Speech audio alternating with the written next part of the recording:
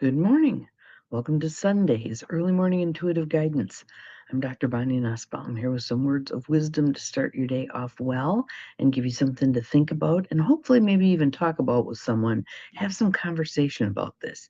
Because again, kind of like that story about the fish swimming in water, we're so immune to this stuff that unless it gets talked about as if it's an anomaly instead of just the way we do things, it's never going to change. So that's part of the reason for having gone through all 6 of these types of defensiveness to help us shed some light on aspects. Good morning. Good morning, Joe Neal. Good morning, Kennedy. Glad you are here. Welcome. Shed some light on the stuff that really needs a looking at, right?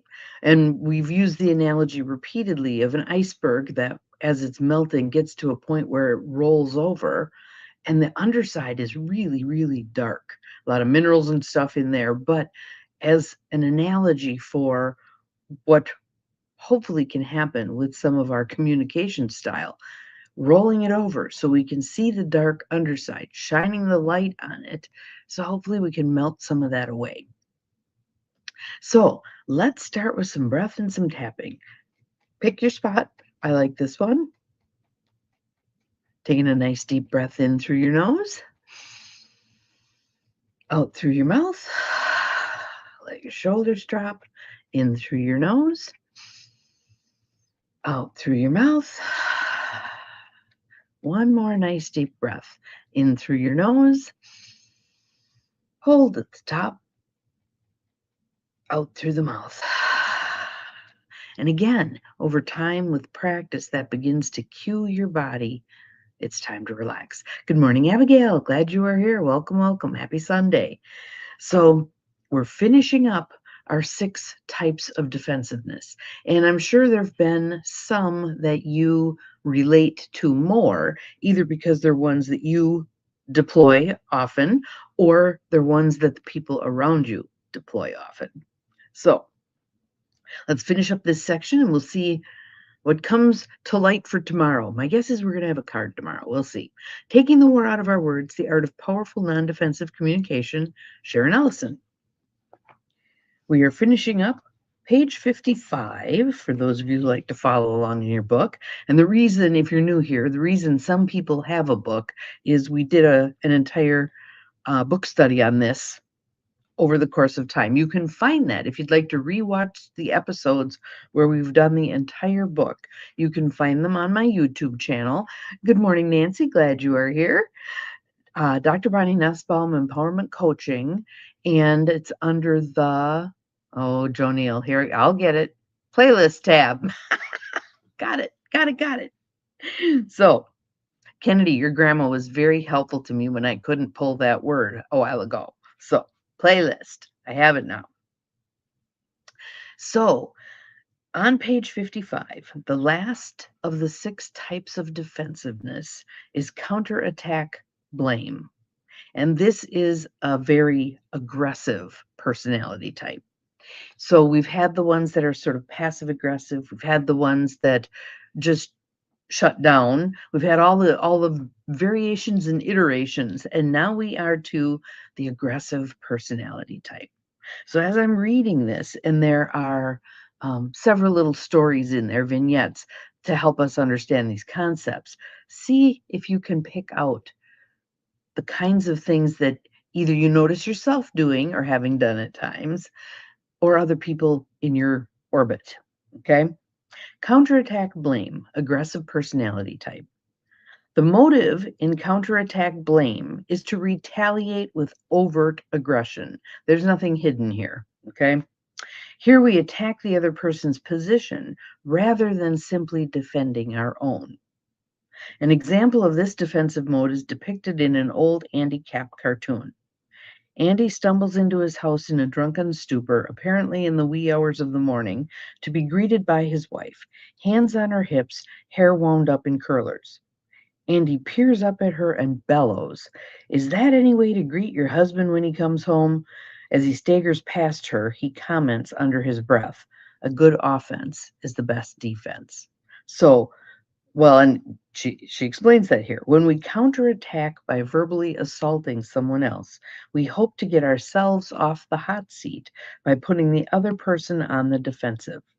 Andy's criticism of his wife's late night appearance is a calculated attempt to distract her from focusing on his drunkenness. We see this all over the place these days. Good morning, Barb. Glad you are here.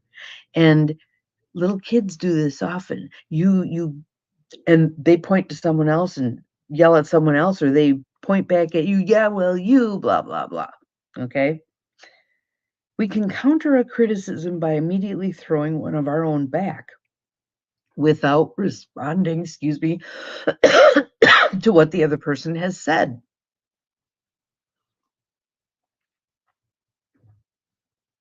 So we're just going to ignore what they said, sidestep it, and take a cheap shot. Okay. Conflict causing differences repeatedly result in a set of accusations by one person becoming entwined with an opposing set leveled by the partner. For example, when Trina accused Jason of reneging on his commitment to make dinner because he arrived home late, he might have countered with an accusation. You are so rigid. If I'm a minute late, you go into a spasm. That would be him shifting the focus from him onto her. Okay. Disguising blame. This one is a little subtle, but not really. Even when our tone is gentle, we can still be issuing accusations. Lisa might tell Sawyer, because Sawyer's the husband who gets mad when she spends money on groceries, but he wants quality meals. You've seen me shop, honey. You know I always look for bargains and don't buy what we don't need. Here, cloaked under the sweet tone, good morning. Let's see, we got Barb and Beth added to our coffers. That's good. And Barb, I might have said hi to you before, but glad you guys are all here. This is good. This is good. Cloaked under a sweet tone, Lisa accuses Sawyer of knowing better than to think she would spend money extravagantly. This is kind of the bless your heart sort of thing. Accelerating from defending to attacking. We can be especially prone to verbal assault when our frustration tolerance is low, or when the conversation goes back and forth repeatedly and begins to escalate. Okay. In many cases, we may have been defending ourselves regarding some legitimate feeling or expectation, and then escalate to heaping criticism on the other person. When Corey was completely overwhelmed and exhausted by managing a full-time job and a household, instead of defending her need for help, she would sometimes attack Beth directly. You never cooperate around here. You expect me to do everything while you just lie around and watch TV. Lisa, too, had sometimes reacted angrily to Sawyer's judgment of her grocery expenditures. You are so quick to criticize when you never shop for groceries and you have no idea what they cost. Yet you'd have a fit if I serve your parents anything less than gourmet fare. You expect me to create meals fit for royalty without spending a dime. So she's firing back at him. Many people fluctuate back and forth between defending themselves and attacking others, and sometimes within the same conversation. We've all seen that, right? Others have longer fuses and defend themselves for months or even years before they reach the limit of their frustration tolerance and blow up. In psychotherapy, we have a term for that. It's called constrain, explode. Constrain, explode. So you hold your tongue, hold your tongue, hold your tongue, and then blow up. Okay? Blaming to defend one's own desires or intentions. Sometimes we attack others when we want to defend or promote our own desires or intentions. We may say to a spouse who thinks we can't afford something we want to buy, "You are just so controlling. You don't give me any freedom anymore." These attacks are designed to get the other person to give in and agree with what we want. The person being blamed may legitimately regard the other person as being strictly on the offensive. However, the blamer often feels a need to defend his or her desires in order to gain approval for them before taking action.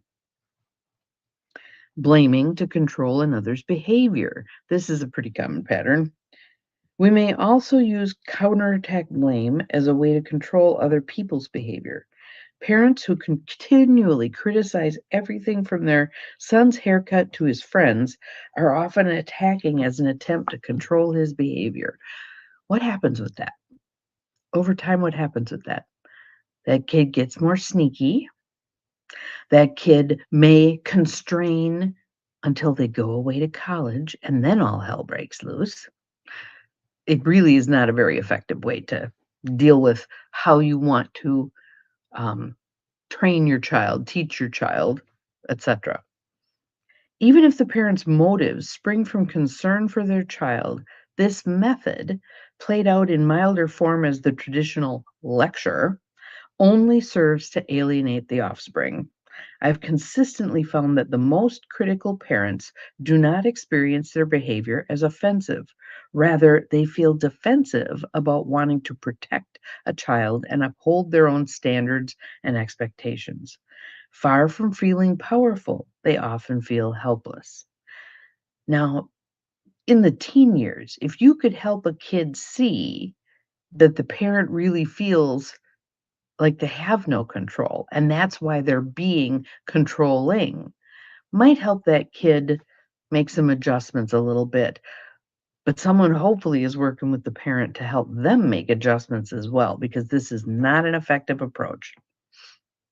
Conversely, in parent-child relationships, children often find verbal attacks effective for getting their own way. We've all been in the store, right, where this one happens. Children can become masters at pointing out everything parents do wrong, especially in front of others, to make it embarrassing, using that information to blackmail their parents into lowering their expectations regarding the child's behavior or giving in to demands for privileges that have not been earned. Unfortunately, when we respond to our children's accusations by lowering our expectations or rewarding unearned privileges, we impair their potential for emotional and intellectual growth. Yeah, not a helpful thing. In an intimate adult relationship, an abusive person frequently has a symbiotic relationship with the other person, and so feels betrayed and upset if the partner does not do what the abuser wants. Thus, the abuser feels justified in attacking everything from who the partner's friends are to what the partner eats or wears.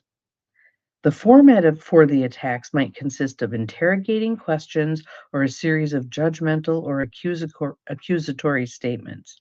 Often, the abuser might repeat the same question or statement over and over, using it like a whip to break the other person down. In this classic situation, verbal assault is often a forerunner of physical assault. Now, here's a paragraph that, even though it was written years ago, is so pertinent for our time right now. A cultural epidemic of abusiveness. I believe that we've created a social environment that has reinforced the development of abusive character in a growing segment of our population. Clients and participants in my workshops regularly tell stories about experiences with people, often strangers, who react to not getting what they want with a level of anger that is on the edge of violence. Are we seeing any of that these days? In families, businesses, and institutions, we have oiled the squeaky wheel, giving people who use aggressive, blaming behavior what they want. And the danger in that, and one of the classic things that's being talked about right now is not caving into that tendency of trying to read what the manipulator wants and giving it to them before they even demand it. So you're trying to placate, you're trying to keep them at bay, so you give, and you're eroding your own foundation in doing so. But we're seeing it all over the place right now. All over the place. Institutions that are making concessions, whether they've been demanded or they haven't yet been demanded, to try to hold off. And all that does is make you circle the drain faster. Blaming others, even to the point of filing frivolous lawsuits, has become a way of life for many. So now she's recapping the aggressive personality type, and then we'll quickly run through the 6 defensive reactions we've talked about, and then we'll get on with our Sundays. Aggressive personality type. The behavior of aggressive personality types who misuse power and act belligerently can still be defensive at its core. This certainly explains what's going on at the top right now. Right now, I just turned to page 58, Joniel. So what I had just read was on page 57. In the majority of cases, abusive people feel they are fighting for their own survival and are not conscious that they are attacking or manipulating someone else. The daughter who has learned to get her way with aggressive accusations believes it when she tells her father, "You don't love me," as a way to avoid being punished for kicking her little brother. A lack of clear boundaries that require her to respect others has left her actually feeling like the victim. Feeling powerless and victimized, even when one's own behavior is offensive and self-serving, is a trait many persons carry from childhood into adulthood. A bullying way of life based on counterattack blame often grows out of a dog-eat-dog view of the world. Even those who physically abuse others, including mass murderers, usually present themselves as victims and blame someone else for their crimes. It is possible that all aggression inherently emanates out of defensiveness, a knife that arises out of the anguish of old wounds to pass on the pain and suffering. So the format for the counterattack blame is criticizing or blaming other people's beliefs, feelings, reasoning, behavior, and experience in order to justify your own position. So I'm just going to do a quick recap of the whole thing, and then we'll move on. So basically, when we talk about defensive ways people react to stimuli, whatever it is, we talk about fight, flight, freeze, fawn. Okay? She addresses fight, flight, and freeze here. And she puts them in the order of least desirable to the person who's reacting to most desirable. Least desirable is freeze. Next most desirable would be flee. And the one we just talked about, most desirable in most people's minds, especially those raised in America, is fight. Okay? So in her process here, there's 2 types for each of those. So just to review, the freeze portion is called surrender in her or her description here. So there's surrender betray, which is the more passive route, and that's codependent personality type. You give in to someone who treats you poorly, blaming yourself and making excuses for the other person. There's the more aggressive type of surrender, which is surrender sabotage, passive aggressive type, pretending to agree with someone who you think is treating you poorly and then doing something to undermine that person. Then there's the flee ones, which she calls withdraw. So there's withdraw escape, which is a passive personality type. You avoid talking about something you don't want to discuss in order to avoid conflict. And then the more active version of that is withdraw and trap, the vindictive personality type, refusing to respond to someone in order to draw that person into a situation where he or she may feel uncomfortable or act inappropriately. And then the aggressive one, counterattack. There's counterattack justify, which is the defensive personality type, responding to criticism by explaining your own behavior or making excuses. And then the one we talked about today, counterattack, blame, aggressive personality type, attacking the other person's position in an attempt to defend yourself. So there was our review of Taking the War Out of Our Words, The Art of Powerful Non-Defensive Communication by Sharon Ellison. That was all the defensive styles we tend to employ. And again, some of them are pretty subtle. So hopefully you have kind of homed in on one of those that you find that you do use, and now maybe have some other ways of addressing those kinds of circumstances. Keep in mind, right at the end, she explained, all of this tends to result from defensiveness. So my thing with defensiveness is it means that within you, there's something that's not healed. They wouldn't be able to poke that button however you choose to respond. They're still poking a button that's getting a reaction from you. So be willing, maybe not right in that moment, but later on to ask, what is it about that that pushes my button? Is it my fairness button? Is it my guilt button? Is it my shame button? What button's getting pushed here? So that then you can spend some time healing whatever that wound is. The value in this, the value in us being aware of our own defensive reaction, is we then have the opportunity to do some healing work with it. Speaking of healing work, let me reiterate that right now, between now and May 6th, I have my coaching specials on special because my birthday is coming up. So through the end of my birthday, May 6th at midnight, you can find my coaching specials on my website, which is empowermentandpurpose.com. And you can look under, I think it's usually under the events tab.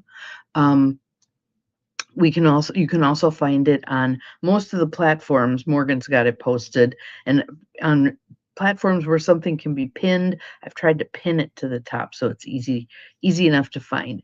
And if you haven't worked with me before, how I start is a brief half-hour free session where you filled out a little bitty questionnaire. I think it's 5 questions, and then we go over your answers, and then I explain what I can do for you and how we would work together, and then you can decide whether or not you want to purchase one of the specials. So I'd love to have some more people take advantage of coaching, and I do specials twice a year, in May and in November for Black Friday. So I hope you all have a wonderful Sunday. I've got all kinds of things going on today. I get to meet with my beloved Goal Crushers group, and we're also doing, for those of you who've been participating, we're doing the Unity Intention Collective this morning to do some imagery based on helping our world heal, our nation heal. So if you're lined up for that, looking forward to seeing you at 9 o'clock Central Time. But have an awesome Sunday. We'll see you again tomorrow. And remember, you're capable of far more than you think you are. Bye-bye.